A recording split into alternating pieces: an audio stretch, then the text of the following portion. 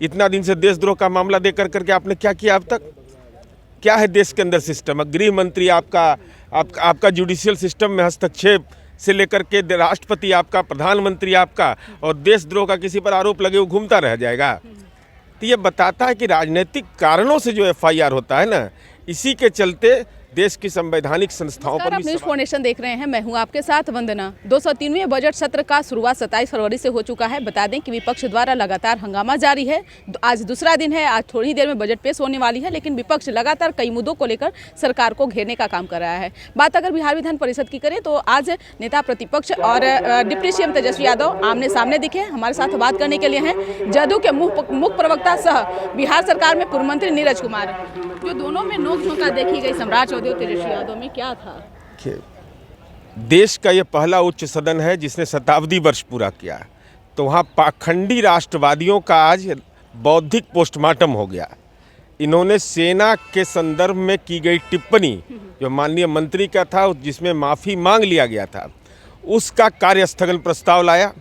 लेकिन उसी दौर में तीखी नोकझोंक हुई, जिसमें यह सवाल हुआ कि भाई भीम सिंह जी जब बिहार सरकार के मंत्री थे, उन्होंने कहा था कि सेना तो मरते रहता है, उनको आप भारतीय जनता पार्टी में आपने एंट्री कराया।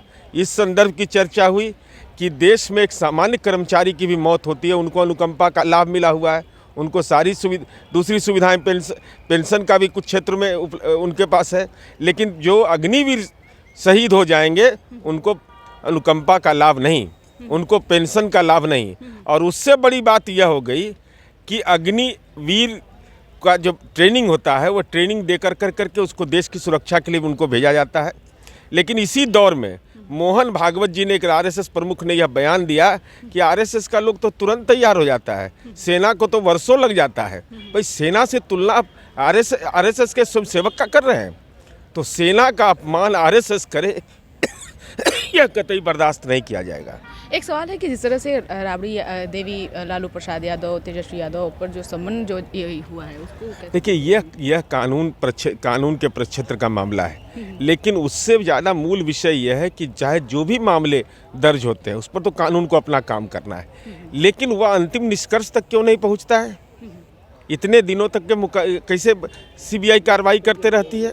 इसलिए इसके राजनीतिक संदर्भ अब आ रहे हैं जो केंद्रीय एजेंसियों का। बाकी इसका कोई निहितार्थ अब मुझे नहीं लगता है। क्या लगता है जानबूझ करके उन लोगों को? भाई जवाहरलाल नेहरू विश्वविद्यालय छात्र संघ के पूर्व अध्यक्ष कन्हैया का मामला क्या हुआ? इतना दिन से देशद्रोह का मामला दे करके आपने क्या किया अब तक? क्या है देश के अंदर सिस्टम? गृह मंत्री आपका जुडिशियल सिस्टम में हस्तक्षेप से लेकर के राष्ट्रपति आपका, प्रधानमंत्री आपका, और देशद्रोह का किसी पर आरोप लगे वो घूमता रह जाएगा। तो ये बताता है कि राजनीतिक कारणों से जो एफआईआर होता है ना, इसी के चलते देश की संवैधानिक संस्थाओं पर भी सवालिया निशान खड़ा जाता है। बजट से क्या उम्मीद करते हैं इस बार का? बजट से हमारी उम्मीद यही है कि 7 निश्चय पार्ट 2 का, जिसका मुख्य अंश है हर खेत तक पानी पहुँचा देना, वह कार्य योजना को अधिकतम बल मिला होगा और उसको ज़्यादा से ज़्यादा मुकाम तक ले जाएंगे। युवाओं को आप क्या देंगे?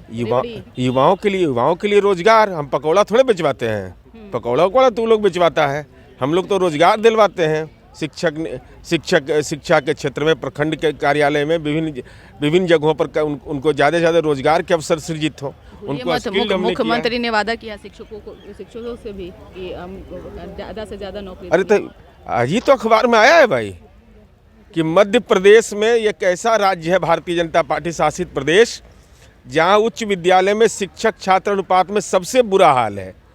तो हम लोगों ने तो 7वां चरण की बहाली की बात कही है। और स्कूल की दशा आप लोग नहीं देख रहे हैं कि क्या दशा है? स्कूल की दशा के लिए असर की रिपोर्ट देखिए। बिहार फोबिया नहीं पकड़ना चाहिए, देश फोबिया पकड़े। देखिए, भले दावे करते रहे हों शिक्षा, स्वास्थ्य और रोजगार को लेकर के, लेकिन कहीं ना कहीं सरकार विफल साबित हो रही है। आज उसी का असर है कि विपक्ष लगातार सदन में हंगामा कर रहा है। आपराधिक घटना आप देख लीजिए, युवाओं के साथ जो नाइंसाफ़ी हो रही है वो आप सबके सामने में है। किसान आज जो है त्राहिमाम कर रहा है, सभी के सामने में है। लेकिन फिलहाल आम जनता जो है बजट से उम्मीद लगाए बैठी हुई है, आशा लगाए बैठी हुई है। क्या इस बजट से लोगों को लाभ मिलता है या नहीं, यह तो समय तय करेगा। फिलहाल इसका बस इतना ही। बने रहिए न्यूज़ फाउंडेशन के साथ। तब तक हमारे चैनल को सब्सक्राइब नहीं किया तो कर लीजिए। धन्यवाद।